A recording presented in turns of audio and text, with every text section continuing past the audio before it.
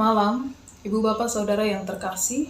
Bersama dengan saya, Pendeta Cindy Kuartiamina Koan, Pelum Utusan GPIB sebagai dosen di Fakultas Teologi Universitas Kristen Satyawacana Salatiga.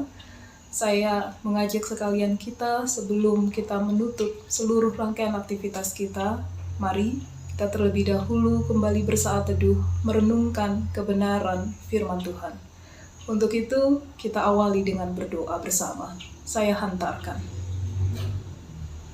Tuhan yang Maha Kuasa, kami sungguh mengucap syukur untuk setiap wujud kasih pemeliharaanmu di sepanjang hari ini. Kami boleh sampai di penghujung hari ini karena kekuatan yang berasal daripadamu sendiri. Sebelum kami beristirahat, kami rindu untuk kembali merenungkan didikan kebenaran firman-Mu yang menyelamatkan, menenteramkan jiwa dan pikiran kami. Mari Tuhan, karuniakan kami hikmat Roh-Mu yang kudus, supaya oleh hikmat itu kami beroleh pengertian sebagaimana yang Engkau kehendaki. Inilah kesiapan kami untuk bersama-sama belajar merenungkan bagian kebenaran firman-Mu. Amin. Bagian bacaan kita sebagaimana yang tertera di dalam SBU pada malam hari ini dari surat Yakobus pasalnya yang kedua, Yakobus pasal 2 ayatnya yang pertama sampai dengan ayatnya yang keempat. Saya bacakan bagi sekalian kita. Saudara-saudaraku, sebagai orang yang beriman kepada Yesus Kristus Tuhan kita yang mulia, janganlah iman itu kamu amalkan dengan memandang muka. Sebab, jika ada seorang masuk ke dalam kumpulanmu dengan memakai cincin emas dan pakaian indah dan datang juga seorang miskin ke situ dengan memakai pakaian buruk, dan kamu menghormati orang yang berpakaian indah itu dan berkata kepadanya, "Silakan Tuan, duduk di tempat yang baik ini." Sedang kepada orang yang miskin itu kamu berkata, "Berdirilah di sana," atau "Duduklah di lantai ini dekat tumpuan kakiku."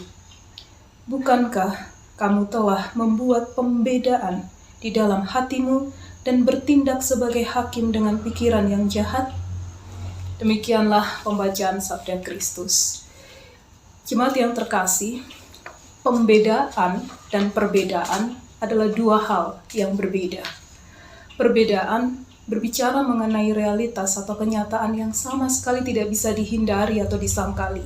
Suku, agama, ras, ataupun watak tabiat sejatinya nyata, tidak bisa kita hindari.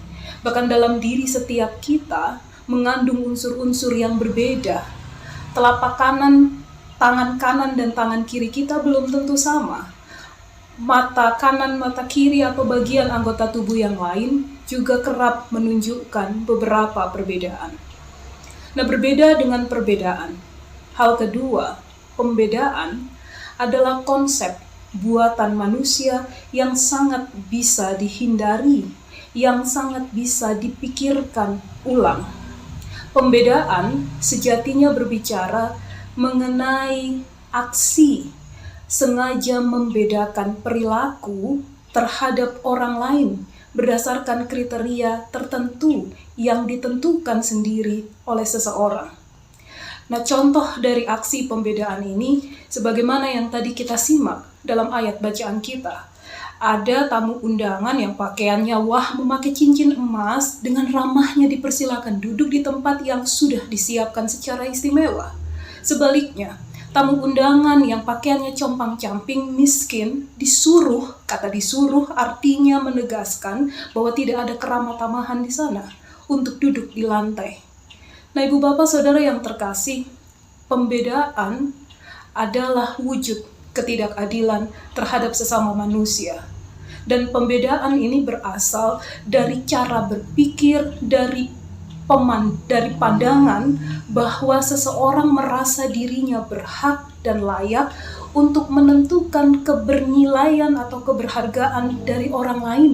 Dan kerap kali kriteria yang dipakai untuk menentukan kebernilaian orang lain selalu bermuara pada kulit luar dari jati diri seorang manusia, yaitu berpatokan pada status sosialnya, pada profesinya, pada penampilannya, atau pada jejaring kekerabatannya. Nah, Ibu Bapak Saudara yang terkasih, dalam keseharian kita bisa jadi menjumpai perilaku-perilaku pembedaan ini, atau kita mengalaminya sendiri, atau bahkan kita menjadi pelaku dari pembedaan itu sendiri. Kalau kita ke mall, ke restoran, atau ke toko tertentu, bisa jadi ada pengalaman kita yang mengalami aksi pembedaan dari pelayan atau petugas toko, entah sebagai yang diistimewakan atau sebagai yang mendapat pelayanan setengah hati, atau bahkan dalam lingkungan berjemaat dan di gereja. Maaf kata, tidak jarang perilaku-perilaku pembedaan itu juga bisa dijumpai dengan lebih mudah. Ketika kita mendapati seorang koster atau pegawai gereja, bisa jadi kita melihat bagaimana aksi pembedaan muncul di sana, atau maaf, bisa jadi kita pernah menjadi pelaku pembedaan itu, membatasi derajat keramatamahan kita sampai di titik yang lebih rendah dibanding ketika kita berjumpa dengan seorang pendeta atau seorang anggota jemaat tertentu, atau juga bagian dari presbiter. Bisa jadi derajat keramatamahan kita menjadi lebih maksimal. Nah, Ibu Bapak Saudara yang terkasih, fenomena yang terjadi di era kemajuan digital teknologi, kita juga bisa menjumpai berbagai tontonan tayangan di media sosial di layar kaca yang kerap kali mengobrol perilaku-perilaku pembedaan, atau yang kerap kali mengobrol bagaimana manusia seolah-olah dinilai atas dasar keberhargaan status sosialnya sebagai crazy rich, sultan, papan atas, atau berdasar profesinya, apapun itu profesinya, yang penting punya karyawan dan aktif di media sosial, apapun penampilannya, yang penting rumahnya mewah, yang penting punya berbagai deretan koleksi barang-barang bermerek mahal. Nah, dari tontonan-tontonan yang semacam ini berpotensi membangkitkan cara pandang di masyarakat umum dari berbagai kalangan untuk seolah ikut meyakini bahwa memang keberhargaan manusia seolah-olah terletak pada hal-hal itu. Dan karenanya menjadi sangat relevan pembacaan kita saat ini, karena pembacaan kita justru menyadarkan kita keberhargaan manusia tidak terletak pada status sosial, profesi, penampilan, atau jejaring kekerabatannya. Yesus adalah Tuhan, tetapi Ia menghadirkan dirinya dalam kesederhanaan. Lydia, seorang perempuan penjual kain ungu yang dikisahkan di Kisah Para Rasul, adalah orang kaya di masanya, tetapi dia tidak pernah menuntut keistimewaan berlebih karena status sosial kekayaannya.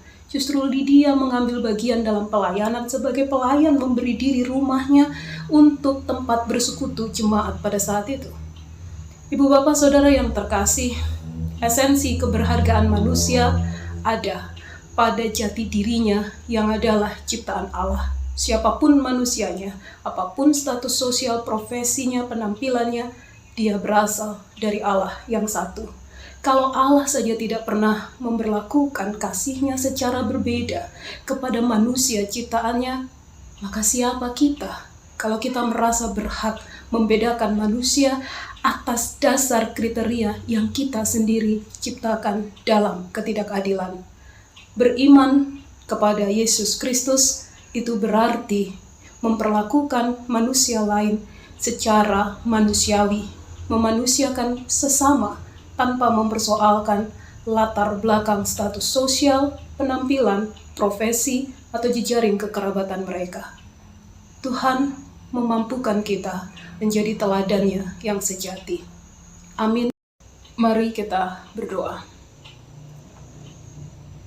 Tuhan, kami sungguh mengucap syukur untuk kebenaran firman yang telah bersama boleh kami renungkan. Mampukan kami untuk setia mewujudkan kebenaran yang telah bersama kami pahami saat ini.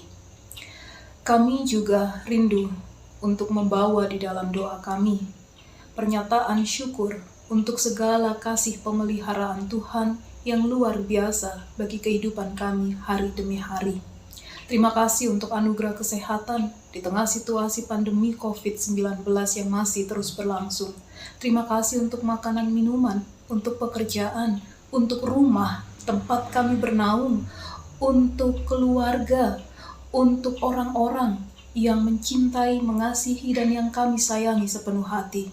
Terima kasih untuk segala sesuatu berkat yang boleh Tuhan hadirkan sampai dengan saat ini. Kami juga mau berdoa untuk GPIB. Tuhan memberkati fungsionaris Majelis Sinode beserta dengan seluruh jajarannya. Bahkan kami juga mendoakan jemaat-jemaat GPIB di kota ataupun di pos-pos Pelkes beserta seluruh pelayan Tuhan yang ada. Tuhan menguatkan agar setiap tugas tanggung jawab pelayanan yang ditunaikan boleh berkenan mempermuliakan Tuhan dan menghasilkan dampak pertumbuhan iman yang nyata bagi setiap jemaat Tuhan di GPIB, bahkan memberi kontribusi positif bagi pemberdayaan kehidupan bermasyarakat, berbangsa, dan bernegara. Kami juga mau mendoakan situasi pandemi COVID yang masih berlangsung secara khusus di tengah bangsa negara kami. Tuhan memberkati pihak-pihak yang bekerja keras dalam kesungguhan hati untuk mencegah, menanggulangi persebaran pandemi COVID. Kiranya usaha-usaha yang dilakukan ini berkenan Tuhan memberkati agar memberi hasil yang signifikan dalam menekan persebaran pandemi COVID. Kami juga mau berdoa untuk istirahat kami malam hari ini. Berkenan Tuhan mengaruniakan istirahat yang tenang, sehingga tubuh kami boleh disegarkan kembali manakala Engkau mempercayakan nafas hidup yang baru di esok hari. Terima kasih Tuhan, inilah ungkapan syukur dan permohonan kami di dalam nama Tuhan yang Maha Kuasa, yang kami kenal melalui penyataan Kristus Yesus. Kami mempermuliakan Engkau. Amin. Ibu Bapak Saudara yang terkasih, selamat beristirahat. Tuhan memberkati. Selamat malam.